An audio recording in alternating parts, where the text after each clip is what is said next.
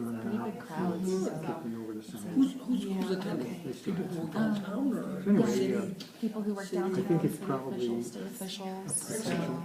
patentable idea. It's really But good. I'm It's been a good way to zilch on the reach money. anyone. And Sure. so that's why That's the great. venture capital or something is interesting to me. Because what I want to do is I want to unload as many of my ideas as I possibly can. You can I'm share getting old. Get that stuff to at least bless the kids. I will like this as very speak to Terry Lombard. Okay.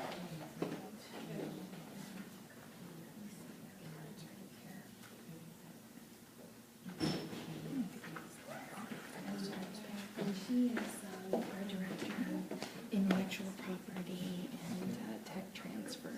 So there might be something there. Good as to well, talk to you. too. Yeah, I'll do that. Yeah. Great, thank you.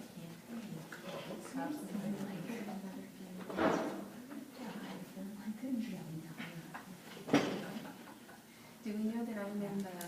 Yes, you're in there. We're already live. You're here. I didn't realize we were going.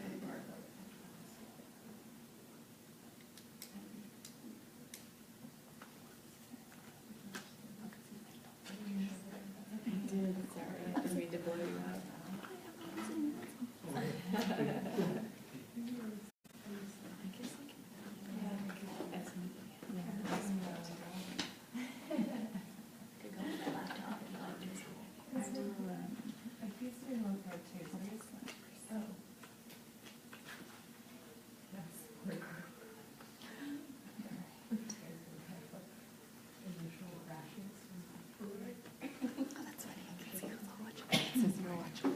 What's that? It says you're watching. I know, yeah. I was like, it said Mandy had tagged me. So I was like, oh. You're tagged.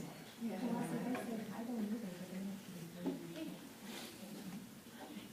So we've got a pretty good group already, so we'll go ahead and let the others walk in.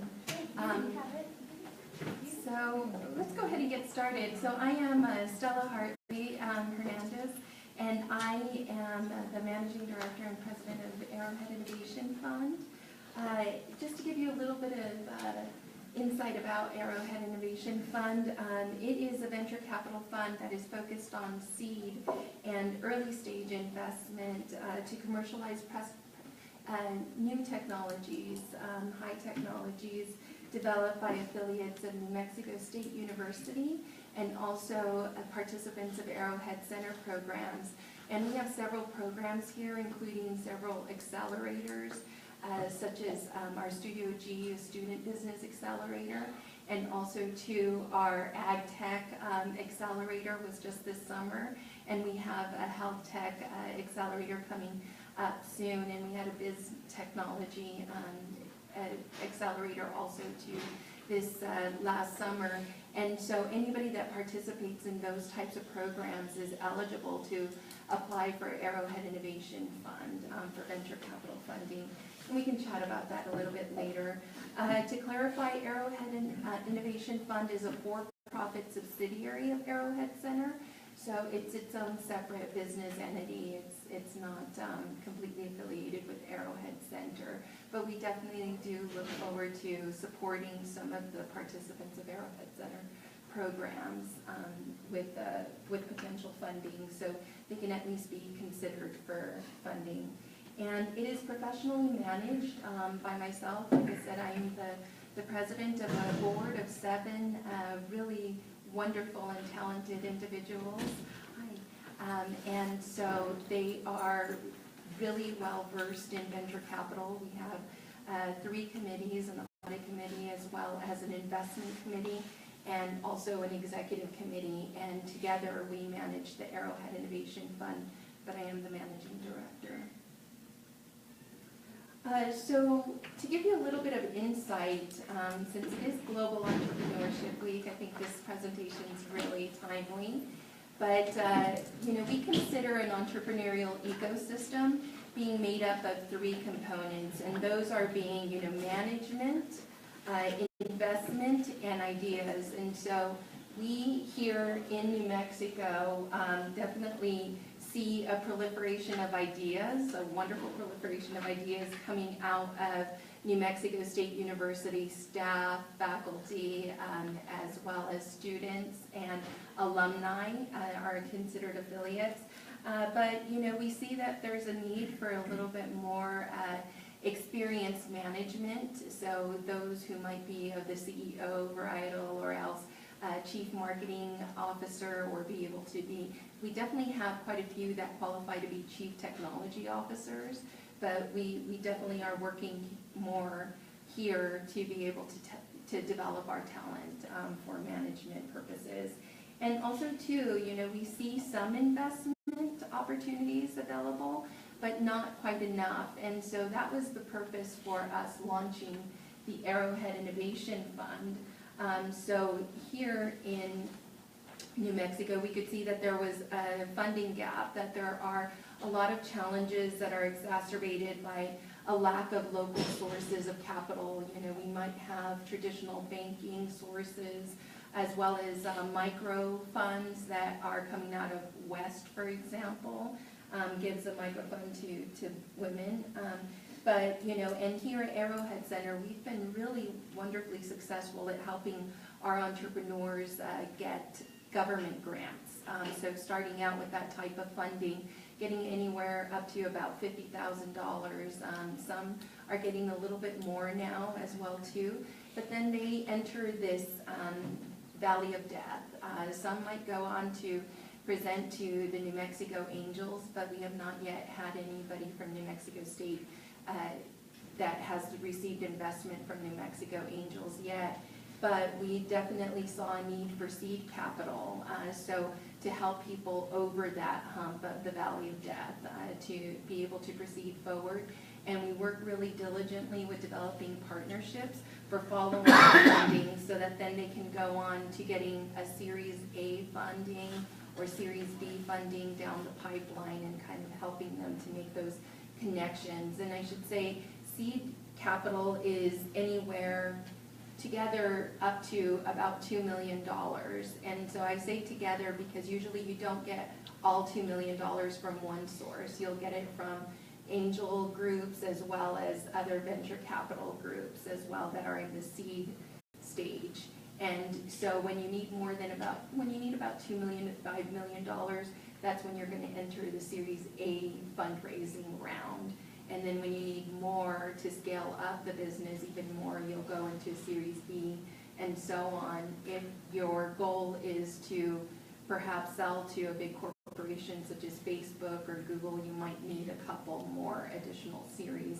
But where we start at is at seed capital, and that's where Arrowhead Innovation Fund lies at. And so we can see that a startup company has a financial ecosystem. Here we can see that we have entrepreneurs can fund a company themselves. So starting out just by using their credit card funding, or else also to whatever they might have in savings, and putting that into it and bootstrapping. They might reach out to friends and family. Hopefully they have a wealthy uncle, in the mix somewhere there that might be willing to help them if they really believe inside of the product, and also to their family member there.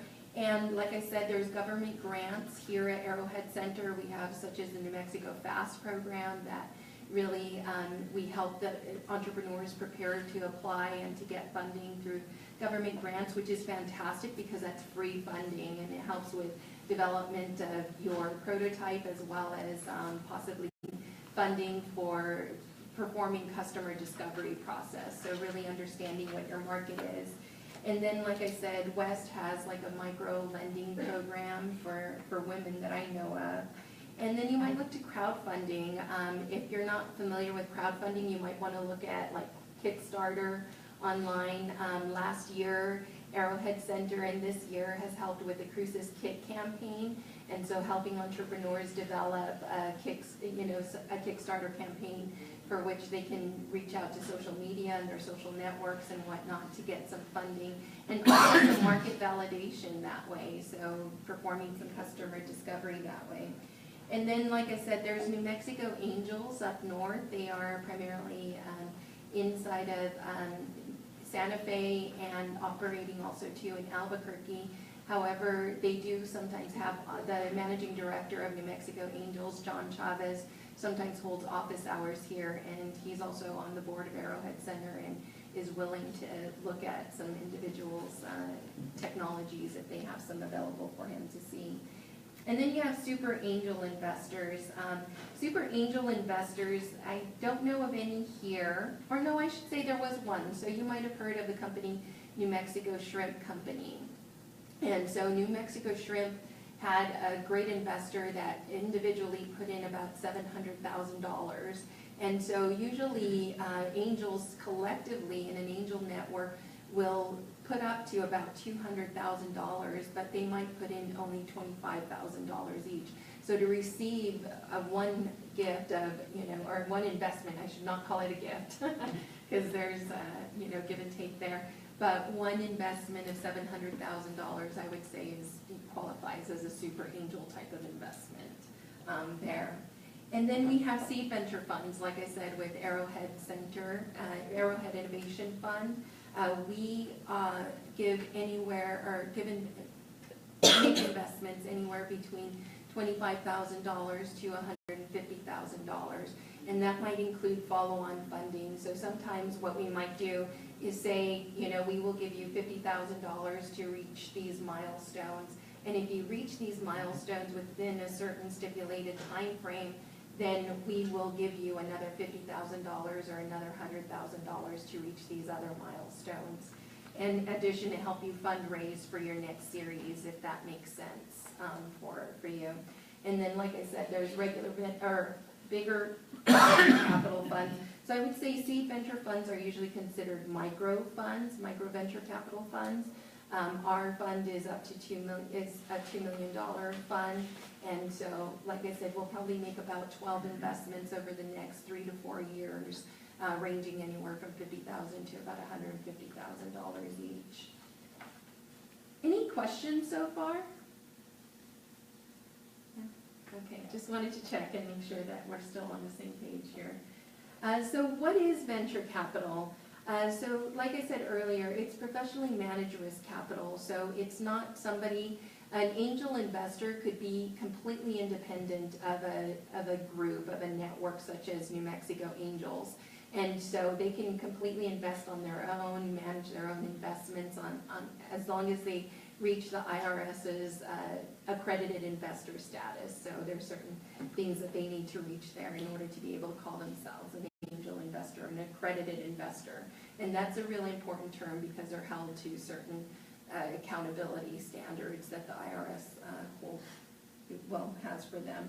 And so with us, like I said, we have a board, and so these are experienced investors as well as attorneys and the entrepreneurs as well. And so we work together to help provide not just capital, but also resources and connections for entrepreneurs. We focus on innovative and high growth companies, and so we're talking about companies that are expected to make revenues above $50 million eventually, and possibly are looking to either exit their company with an acquisition, or else merge with another bigger company, or else go to what's called an initial public offering stage. And so that's when their company provides shares to the public. So they would be at the New York Stock Exchange, ring the bell, and ready to go and get everybody on board in terms of buying shares for that company. Venture capital funds new ideas that cannot be financed through traditional bank financing. So these are not your companies that are your typical dentists, office that have proven models, or else restaurant per se. There has to be something that is really innovative and a novel idea. So some might say like, there's we'd like to develop, these necklaces, we believe, they're a jewelry company. Well, if they're developing the type of technology that makes jewelry making so much more efficient, and also not just efficient in terms of time, but also cost efficient, for example. And it has real potential for, let's say, many jewelry companies to take this on as the new method for implementing to develop their own jewelry. Then there's a lot more potential. There's an international market. And so venture capital is looking for at least a national market, if not an international market. So the market opportunity really has to be huge. And also too, it's a long-term investment horizon. When we are, as a venture capitalist, we are really looking into getting into a marriage with an entrepreneur and their team. And so we see this as the beginning of a 10-year long marriage, if not more. And then hopefully an amicable divorce in the end, right? And especially if it pays off well, then all the better, right? So it is a long-term investment horizon. We're looking for people that we can work with for that long-term period, not just for 2 years, 3 years, and then we get a payout, per se. Also, too, it's important to note that venture capital has minimal liquidity until the company is sold, or else the technology is sold to another company. So it's not easy to get for investors to get their money out of it once they put it in. So that's why there's a real vigorous due diligence process that's involved that venture capitalists will perform in order to make sure that they're making the right decision, because it's a high risk, high capital investment that they're making. So what type of companies get VC funding? They're companies who have products that have dynamic growth potential, as I talked about before. Really, if it's a national market, fantastic. If it's an international market, all the better. Have founders who want to grow and exit the business. So this is not the type of, venture capitalists don't invest in the type of businesses that somebody wants to be the long-term founder. That's very rare. So the Mark Zuckerbergs of the world are very rare. Usually you'll see that they will move on dependent on what the series is that they're getting investment from. So if they're going on from seed investment to Series A and it's time to scale the company, if they're not quite the right CEO for that are up to that task, they might be replaced, or else might give their board a heads up. And maybe perhaps they'll play another role. Maybe they'll be chief technology officer instead, or else become chairman of the board instead and kind of step back from that CEO role, for example. And that might happen in the transition from seed to Series A, or Series A to Series B, or whatnot. But there are a few CEOs that are out there, like I said, Mark Zuckerberg is definitely a rarity there, who has been able to grow with the company stages, because that's where you're kind of transitioning is, seed stages for those companies, those entrepreneurs who are looking to get market validation and also test their prototype to make sure that they have market product fit. And then Series A is for actually developing revenues and actually getting that product out to market then. And then Series B, C, D, maybe for real high expansion afterwards. So they have to address large markets. This can't be, really a business that somebody wants to hold on to their baby for good. They might be people that have a really great idea now, but also have a couple of other ideas queued up in the background, in the back of their minds that they'd like to then move on to once they get this experience. So kind of moving on to become a serial entrepreneur. And I should clarify, a serial entrepreneur does not mean somebody who has 3 businesses going on at the same time. A serial entrepreneur in a venture capitalist's mind is somebody who has grown their business or launched their business, grown their business, and seen it successfully through to exit, and then launched another business, but they are completely focused on the complete development of that one business and are successful at getting it to exit, whether that be acquisition, again, or else merger or IPO. They have to have leading edge technical differentiation. So this is one of the interesting things, I participate as a judge in a lot of entrepreneurial contests, business plan contests and whatnot, the like. And I can say, you know, one of the things that I often hear when I ask the question, you know, like, who are your competitors? I'm not just asking who are your direct competitors, but who are also your indirect competitors, and what is your leading advantage over them? And so something that I always get is like, there's nothing else like this. And that's like an immediate red flag, to be honest. So we're like, okay, there might be some, you might not know of them, but I can almost look up on PitchBook and find quite a few other ones. And PitchBook is just a software program that we use for conducting due diligence. But there might be somebody in North Carolina at, you know, the University of North Carolina in Chapel Hill developing something that is really a direct competitor. It's just a race as to who gets it to the market first, and there's just so many other components that go into that. And so that's what we're looking for. You know, your leading edge might be not just technical, but it might be your team. You might have a fantastic team, somebody who has a lot of experience getting things to market, or else somebody that is a fantastic salesperson and is able to get things, you know, out and contracts and whatnot, the like. So it doesn't necessarily always, it should be technical, but it can also be other things as well. And you know, people who want value, hands-on value add investors. So individuals who are just looking for capital and nothing else, VC isn't necessarily the right choice. Some firms are a little bit more hands-off or whatnot, but you know, we really appreciate when people, when they're pitching to us, that they ask, you know, they let us know not just, you know, how much money they need in order to be able to reach certain milestones, but also too, what resources do they need, and or what connections, and have they done their homework? Have they looked us up? I mean, you can go up to Arrowhead Innovation Fund and see my board and see what their bios are for all of my board members. And maybe perhaps Lawrence as a CEO has something that, you know, or knows somebody that you might need a connection with, or certain resources.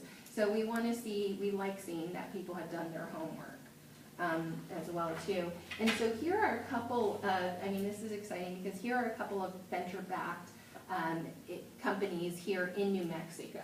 And so we see Myox, Exogen, Lotus Leaf Coatings, and Aspen Avionics. So there are more than this, but it's really important to note that we do have venture-backed companies here in New Mexico. So like I mentioned earlier, there's a VC for most stages. So initially you go to seed stage, and so in 2012 we saw 274 deals.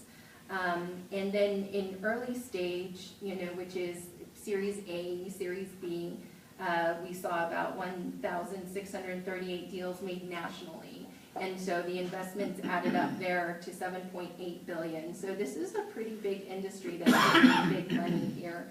And then expansion stage is really where you're going corporate and really expanding a lot. And that might be your Series C, Series D investment. And that, you know, was $9.4 billion was invested in 2012.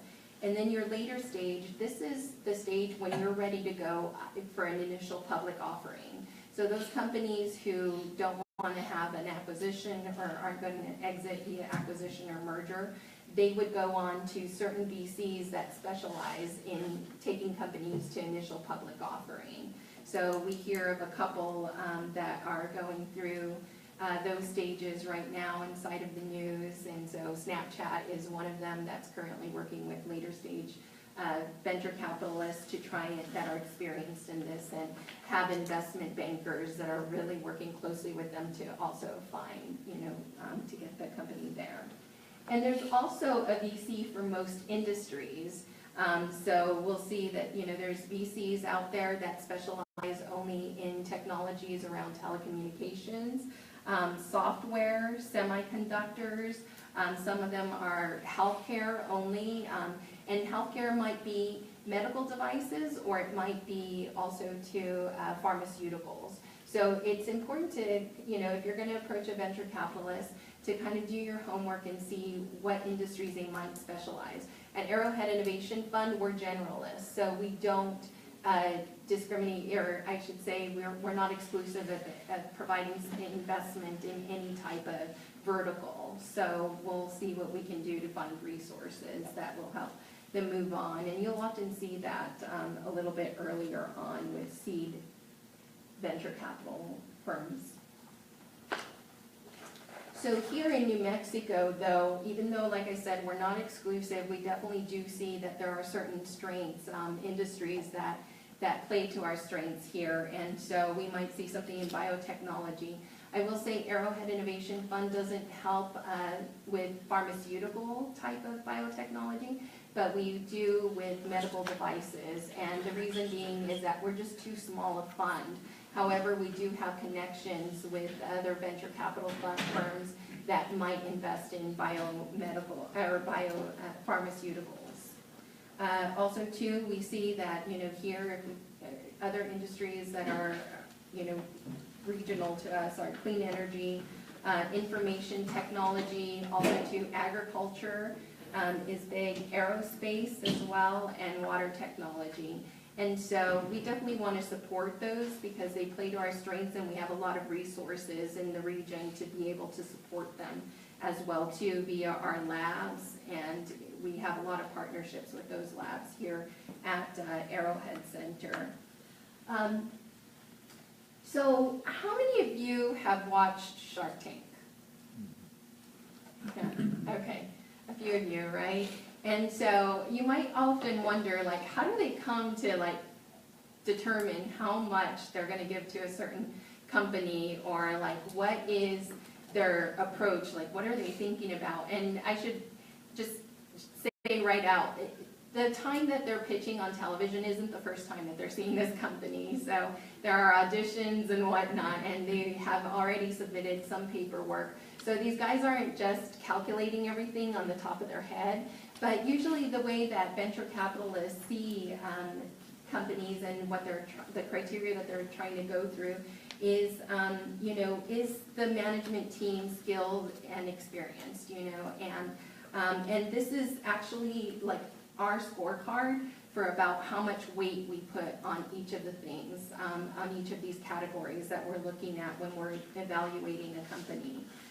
So there might, also too, so you'll see management team skills and experience is actually the highest. And it's really interesting because most people, and when they're pitching to us, will just say, like, I'm so-and-so, and I'm the CEO of this, and that's about it. And so they won't really delve into the experience or the skills or, what their team has to offer. And it's actually the most important thing that we're looking at. We really are evaluating the jockey, not so much the horse. And the jockey being the team, and the horse being the product. And because we expect that, especially at the seed stage, that changes are going to take place. And so we're also looking at the size of the opportunity. Like I said, national is good, might get us to a $50 million company, but international is much better. And as a venture capitalist that's really looking out also too for the interests of our investors, we really are, the bigger the opportunity, the better. Also too, we're looking at the product, service, and technology. So like you can see here, it's weighted at about 15% at this stage especially. Definitely down the line, it's gonna be much more important. It is important that the technology and the product is doing really well, but like I said, we expect that there's pivots as seed stage funding is primarily for performing customer discovery and making sure there's a product market fit. There's going to be pivots there. And it might be a 90-degree pivot, it might be a 180-degree pivot, it might be a 360-degree pivot. But what matters in the end of that investment is that hopefully there is a market idea, there has been some market product fit that has been proven there. And then also to marketing sales channels. I mean, we don't always expect that there's a salesperson on board at this time. If we feel that at a certain time it's ready to go and get to that point, especially when we're probably fundraising for Series A funding, around that end point there as we're getting ready to transition there, then we might put in another $50,000 to get a salesperson on board to kind of start working that aspect there. And then also too, competitive environment. We really want to know at this stage that somebody that is applying for funding or pitching for funding really understands the landscape that they're operating in. So, do they really know who their direct competitors are and their indirect competitors are? Do they know what differentiates them well from them? Do they know what their weaknesses are and what they need funding for in order to overcome those challenges and weaknesses, or who they need on their team in order to do that? And then also too, there might be other factors, and these might range from location, and they might need to move from, let's say, the middle of Cuba, New Mexico to Albuquerque or something in order to be able to get some resources there. And so I will say VC investors ultimately care about a company's value at a liquidity event. So we want to see you work backwards from saying, okay, what our exit strategy is, and it's okay if it's not perfect or you're not completely clear whether that is, but that you have a good idea, like we have researched some companies that can really use this technology, and so what we want to do is approach them at the end of the seed funding, at the end of our investment, to see if they will acquire us.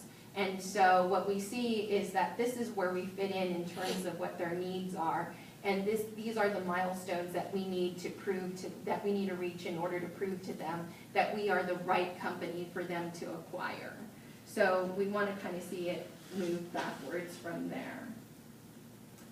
So the venture capital valuation method. So this is how they do the numbers on Shark Tank per se, So we are looking, and it's also important to know, you see that it says pre-money valuation. What we often have entrepreneurs come to us with is what they consider the post-money valuation. So pre-money valuation is essentially, the money that, the worth of the value of the company at that point. So usually they don't have so much inventory or whatnot, but basically post-money value is what the company, they believe the company to be worth right now, plus what it will be worth, once they get investment. And so whenever if you're ever approaching a venture capital firm, it's important to ask them, or to clarify, this is the pre-money valuation that we came up with, or ask them when they offer some funding, is this a pre-money valuation or is this a post-money valuation?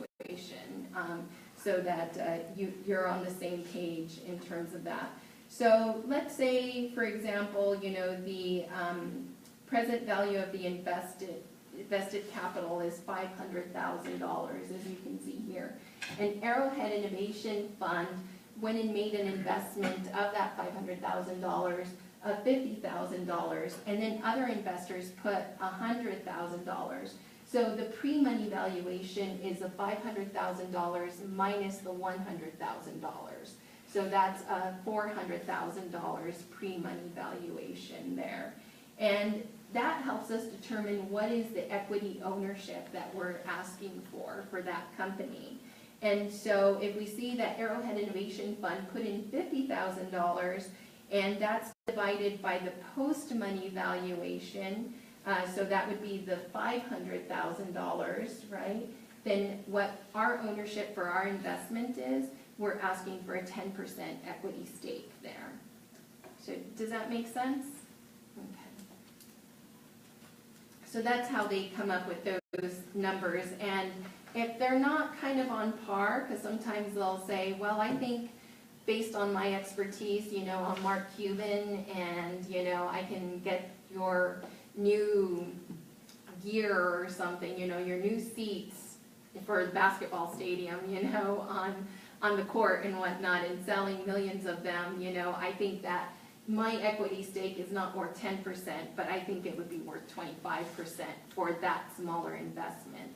So, there might be some negotiation terms. So it's important to kind of know how to do the math.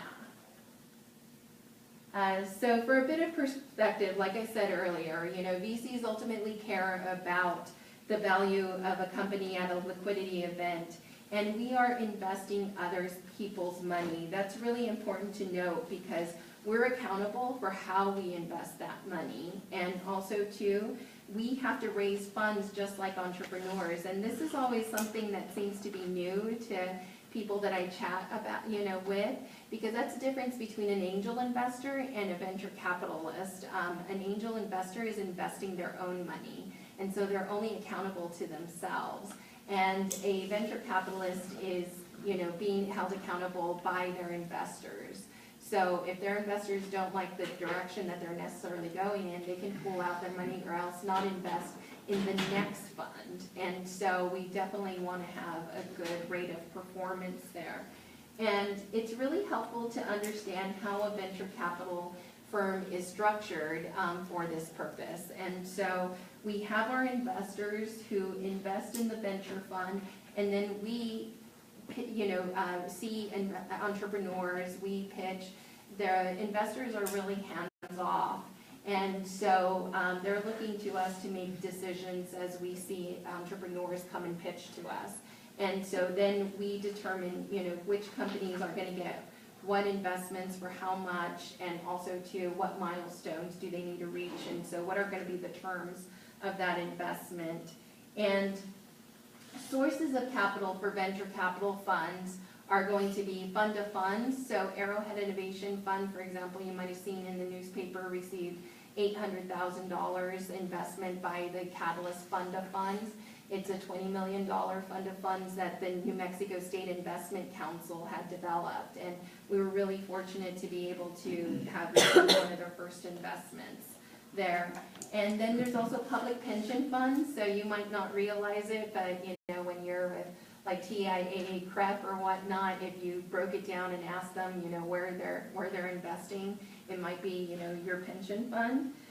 Also too, bank and financial services also invest in VC companies, as well as insurance companies, and I would say family offices. So for example, our investor in residence here at Arrowhead Center manages a fund for a small family office, and so they are the Hunt family. And so they have a they're big real estate, family, and they have a limited partnership and they serve as investors, and so he makes the investments as a venture capitalist for them. And he also has invested in Arrowhead Innovation Fund, for example. So, and also two foundations, NMSU Foundation, for example, is one of our investors as well too, was our first investor that really helped Arrowhead Innovation Fund get off the ground. And then also there are individual wealthy investors. So some of our investors include a prominent NMSU alumni that are really supportive and want to support entrepreneurs stemming from NMSU as well too. And corporate pension funds as well. So I won't go into that too much. But like I said earlier, we get most of our entrepreneurs stem from these Arrowhead Center programs here. We're well connected even though we're separate entities. They are really helping to help entrepreneurs get to the point that they're ready to apply for funding from a venture capital fund, such as Arrowhead Innovation Fund. And so we have our incubator, our accelerators, like I said earlier, our launch program, which helps people with developing their technology to a point that they might be able to either do tech transfer, such as getting that technology license to another company, or else helping to then get them into the right program at Arrowhead Center if they want to build a company around that technology. So how we make money for our investors. So like I said earlier, we make a couple of deals in various investments. So you can see here, and this is also important to know when you're pitching to a venture capitalist. So you can see, like I said, over the next 4 years, we'll probably make about 12 investments. We won't make them necessarily, well, I should say we will make them, they might be around $50,000 per deal. And so you can see we make 4 investments, and that would total $200,000 for that first line there. And unfortunately, none of those companies, none of those 4 companies return anything. They fail, which is quite common. Like I said, these are high-risk investments that we're making here, and we get no return. We invest then $50,000 in each of 3 companies, and in 3 companies for a total of $150,000, and those 3 companies then make a return of 3 times the invested money. And so we get a return of $450,000.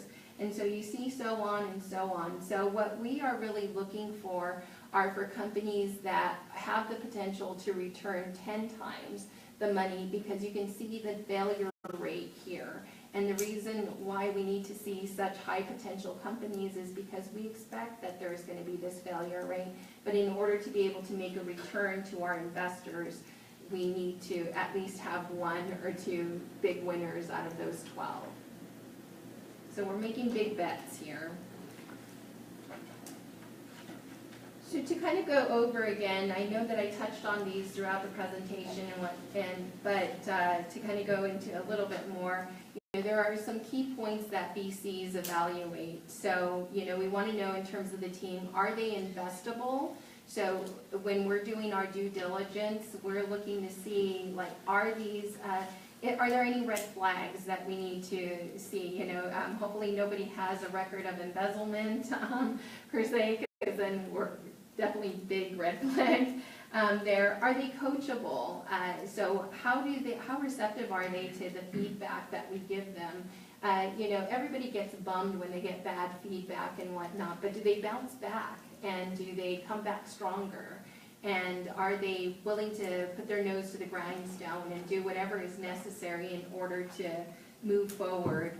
And then also too, do they have alignment on the future direction of the company alongside the venture capitalists? So the team might come to us and say, we believe we need $150,000 to reach these 3 milestones. And based on the venture capitalist experience as either an entrepreneur or also advising other teams and whatnot, they'll be like, actually, I'll be willing to give you $100,000 to reach these milestones. I think you're right on this 1 milestone, but I think that you need to focus more on these other 2 milestones.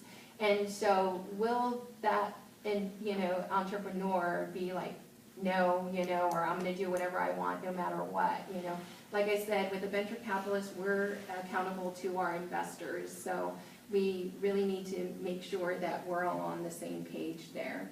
And there might be disagreement, but as long as they can justify it and we can get on the same page, then fantastic. Are they passionate and capable? And so are they capable in terms of finding the resources? Are they pretty gritty? Are they able to really be in it for the long term? And being passionate, it's not something of quality alone that will get somebody to the end goal.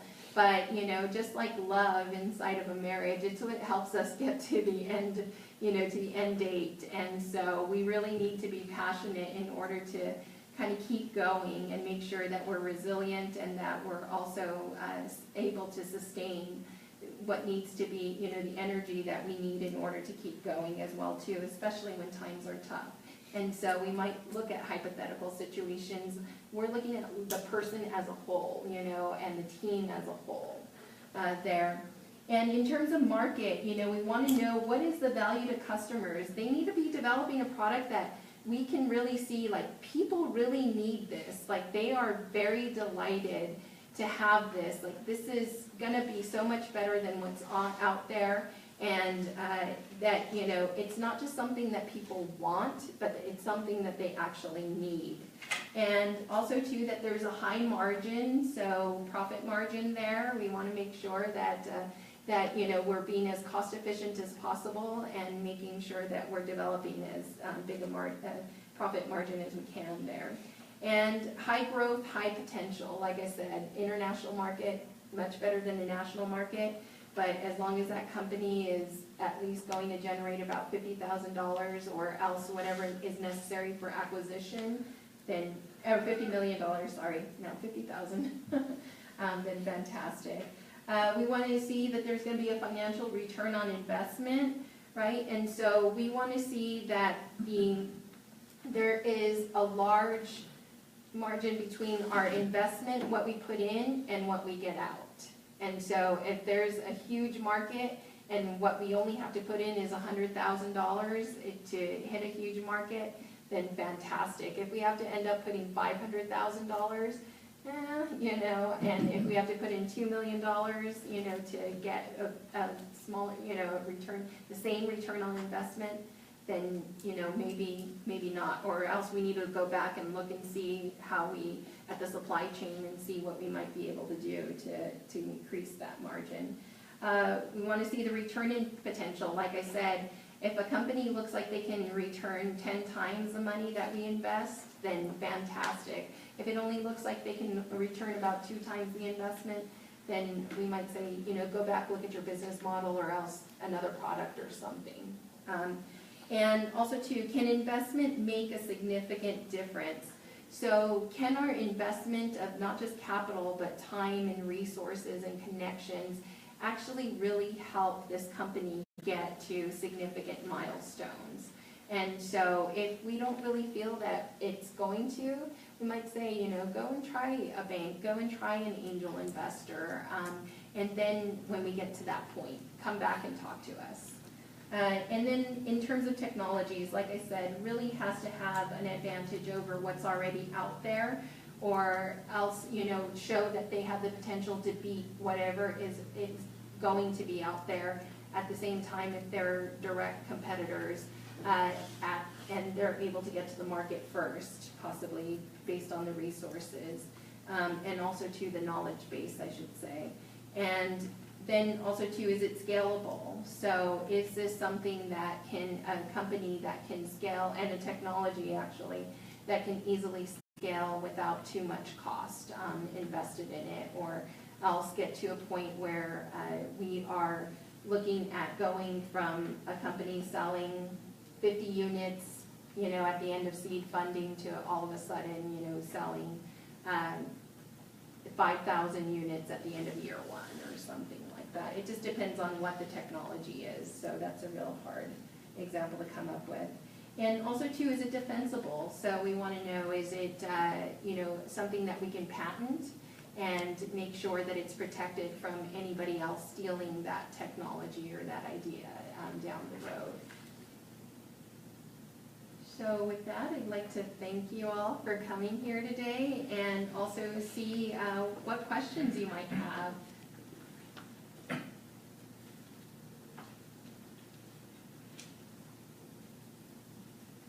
I'd love to set up an appointment with you. Do I just email you? Absolutely. Yeah, no, absolutely. That would be great. So you can reach me right there. You can take a picture or whatnot to get that information down. And I also have business cards right up here, so you can grab one as you go too. Absolutely. Any other questions? Yes? Estela, where do you see the region? Where do you see where we're headed? Southern New Mexico. Yeah, you know, there's definitely a lot of exciting things that I see right now in terms of new agricultural technologies that have been presented to me. And those are really exciting because as a place, you know, and especially being from here, you know, we're so ingrained with the agricultural industry here. And to kind of see that reviving a bit, or also to even going to greater, I should say, newer territory is really exciting to me. And then, of course, we definitely hear a lot about what's going on in terms of space technology out at Spaceport America, you know, SpaceX and whatnot. And so I could see that perhaps Virgin Galactic, I know that there have been some operating officers there who I've spoken with who have said that if, you know, there's any technology that they might need, you know, that there's definitely a lot of potential for them to look at and possibly invest themselves. And so there's definitely a lot that's kind of being generated, and we also see an emerging health cluster. We're definitely at the nascent stage right now, but I could see that maybe perhaps when Arrowhead Innovation Fund 2 is launched, there might be some really great opportunities there for investing too. Who reaches, Yes. who reaches out to the investors, or you reach, how do you contact the investors? Is it through, you contact them, or they do contact you? It goes both Both ways. ways. Okay. Yeah, so it goes both ways. So I've had, investors in certain industries, including like oil and gas, who kind of see the writing on the wall and see that they need to diversify their investments to newer technologies. And so I've had that, And they those reach types out of to you. investors reach out to me as well too.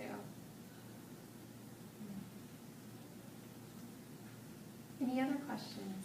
Yes. Are you working, I just saw this last couple of days there, I can't remember the group, it's a Hub Technology Group out of Juarez and El Paso. You see there's a conference there, and I wanted to go, actually it was there, the one in Juarez was yesterday, I guess today's El Paso.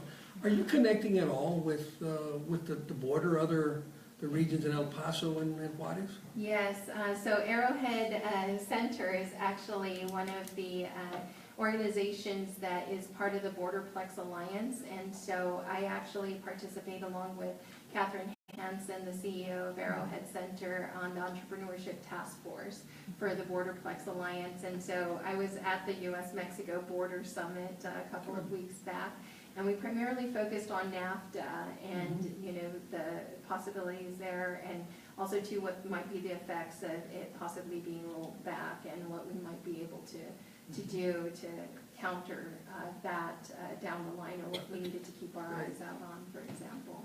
But yes, we're definitely aligned with them. Great. Yes. Yeah. Any other questions? No? Well, I think we have a few minutes. If you'd just like to chat and mingle, I'll be around. And so thank you all for coming. I really appreciate it. And I appreciate your questions as well, too. And look forward to chatting with some of you.